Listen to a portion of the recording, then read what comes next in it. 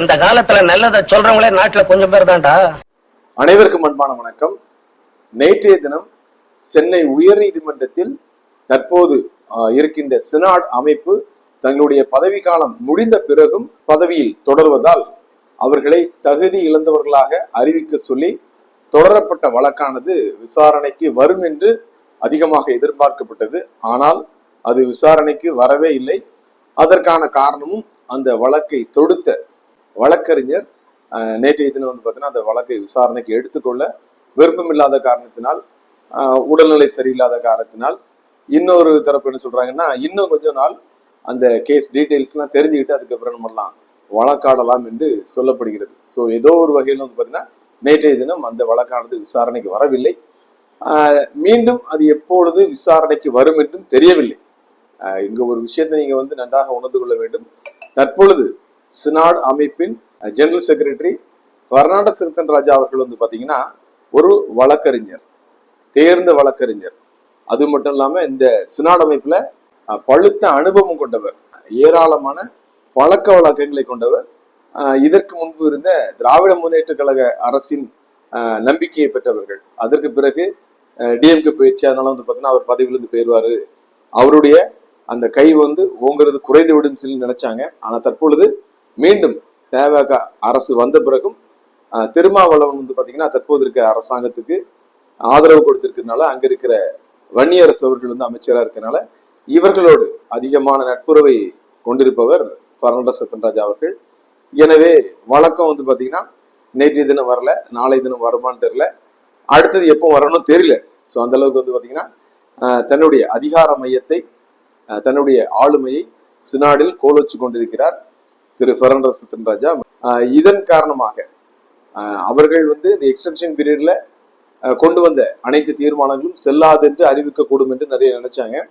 ஆனால் இனிமேல் அதற்கு வாய்ப்பு இருக்குதா என்று தெரியவில்லை என்றே சொல்லப்படுகிறது. ஒருவேளை வழக்கு விசாரணைக்கு அதற்கான தீர்ப்பு எப்படி இருக்க போகுதுன்னு தெரியல. இருந்தாலும் பாத்தீங்கன்னா ஆங்காங்கே பாத்தீங்கன்னா பேராயர் தேர்தல் நடத்தி பேராயர்களே நம்மளுக்காங்க தேர்வு செஞ்சிருக்காங்க. குறிப்பாக பாத்தீங்கன்னா தூத்துக்குடி ஆசிரியர் திருமண்டலத்துல இந்த பிஷப்புக்கான மேண்டேட் ஆல்ரெடி போட்டாச்சு. டேட்டை நம்மளுக்கு அனௌன்ஸ் பண்ணிட்டாங்க. செப்டம்பர் 9 பேராயர் தேர்தல் நடக்க இருக்கிறது. ஏற்கனவே நம்ம வலைதளத்தை தொடர்ந்து பார்க்குறவங்களுக்கு தெரியும். ஆளும் தரப்பிலிருந்து பாத்தீங்கன்னா 4 ஆயர்களும், ஏற்கனவே ஆட்சி செய்த தரப்பிலிருந்து 4 ஆயர்களும் போட்டியிடுகின்றனர்.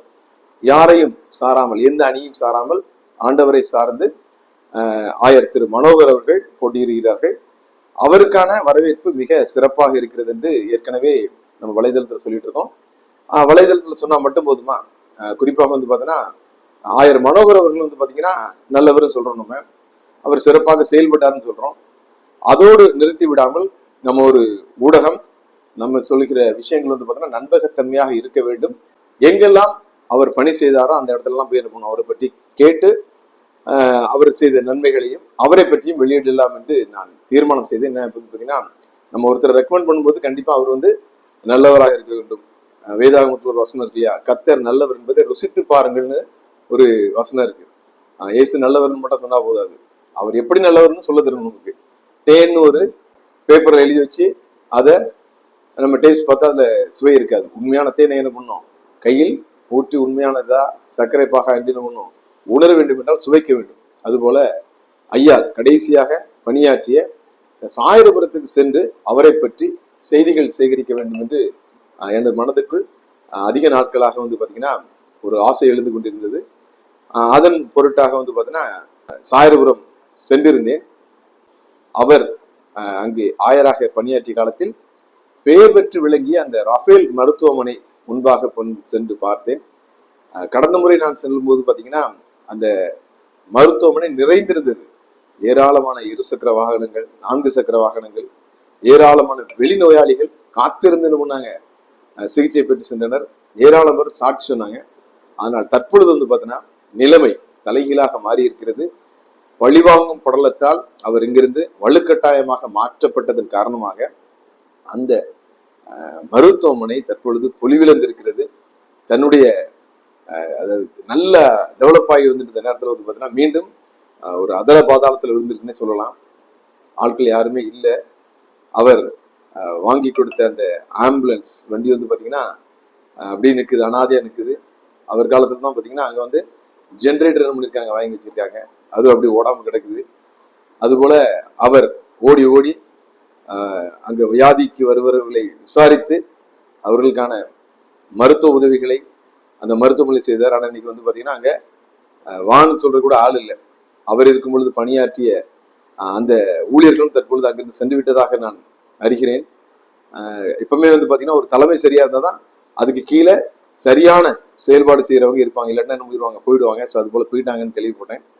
ஸோ ஒட்டுமொத்தத்தில் வந்து பார்த்தீங்கன்னா தற்போது இருக்கின்ற நிர்வாகம் எஸ்டிகே ராஜன் அவர்களுடைய நிர்வாகம் வந்து பார்த்தீங்கன்னா ஒரு தனி மனிதரை பழிவாங்க வேண்டும் என்பதற்காக மிஷினரிகளால் தியாகத்தோடு உருவாக்கப்பட்டு சற்று தொய்வின்றி இருந்த ஒரு மருத்துவமனையை மிகவும் சீரும் சிறப்புமாக செயல்படுத்திய அந்த ஆயரை மாற்றியதன் காரணத்திற்காக மீண்டும் வந்து தற்பொழுது முற்றிலுமாக அது செயலிழந்து கிடக்கிறது. இது போன்ற காரியங்கள் நடக்கக்கூடாது என்று தான் நாங்கள் தொடர்ந்து சொல்லி வருகிறோம். ஆனாலும் இருக்கின்ற நிர்வாகம் ஆட்சியில் அதிகாரத்தில் இருப்பதால் அவர்களுக்கு காதும் கேட்காது, கண்ணும் தெரியாது. ஆனால் நாம் நேர் சென்று பார்த்தோம், உண்மையிலே மனசுக்கு ரொம்ப வேதனையா இருக்குது. தற்பொழுது நீங்களும் நான் கண்ட எனது புகைப்பட கருவி வழியாக நான் பதிவு செய்த காட்சிகளையும் பாருங்கள். வியாதியோடு வருகின்ற மக்கள் தங்கள் கண்ணீரை கர்த்தரிடத்தில் சொல்லும் வண்ணமாக ஆயர் மனோகர் அவர்கள் சாயர்புரத்தில் இருக்கும் பொழுது நன்கொடையால் பிரிக்கப்பட்ட சேப்பல் உருவாகி வருகிறது. தற்பொழுது நீங்கள் பார்க்கின்ற அந்த காட்சி ஆட்கள் அறவற்றமின்றி வெறுமையாக காட்சியளிக்கின்ற அந்த ரஃபேல் மருத்துவமனை, எப்பொழுதும் ஆட்கள் வந்து கொண்டிருக்கும் இடம் தற்பொழுது வெற்றிடமாக காலியாக உள்ளது. காரணம், அவர்களை விசாரிப்பதற்கு இங்கு யாரும் தற்போது இல்லை. பாருங்கள் மக்களே, இதுவே சாட்சி. தூய ரஃபேல் மருத்துவமனைக்காக ஐயா ஓடி ஓடி உழைத்து வாங்கிய அந்த ஜெனரேட்டர் கருவி இப்பொழுதும் சாட்சியாக அடையாளமாக நிற்கிறது. இதோ அனைத்து மக்களும் தங்கள் அவசர சிகிச்சைக்காக தேவை என்று வாங்கிய ஆம்புலன்ஸ் வாகனம் அப்படியே நிற்கிறது. வாங்கி கொடுத்தவர் எங்கு சென்றார் என்று அதுவும் தேடுகிறதோ என்னவோ தெரியவில்லை. ஒரு ஊரின் குருவானவராக இருந்து இந்த அளவுக்கு ஒரு மருத்துவமனையை அவர் தன்னுடைய முயற்சியினால் முன்னேற்றத்துக்கு கொண்டு வருவார் என்றால், ஒரு திருமண்டலத்தின் பேராயராக மாறினால் நிச்சயமாக எல்லா இடங்களிலும் இருக்கின்ற மருத்துவமனைகளை முன்னேற்றம் செய்வது மட்டுமல்லாமல் புதிய மருத்துவமனைகளும் உருவாக்கி ஏழை எளிய மக்களுக்கு ஏராளமான நன்மைகளை அவரால் செய்ய முடியும். எனவே வருகின்ற பேராயர் தேர்தலில் மனோகர் ஆயர் அவர்களை அனைவரும் அணிகள் சார்பின்றி ஆண்டவரை நம்புகின்ற, இது ஆண்டவரின் ஊழியஸ்தானம் என்று நினைக்கின்ற அனைவரும் ஆதரிக்குமாறு அன்போடு கேட்டுக்கொள்கிறேன்.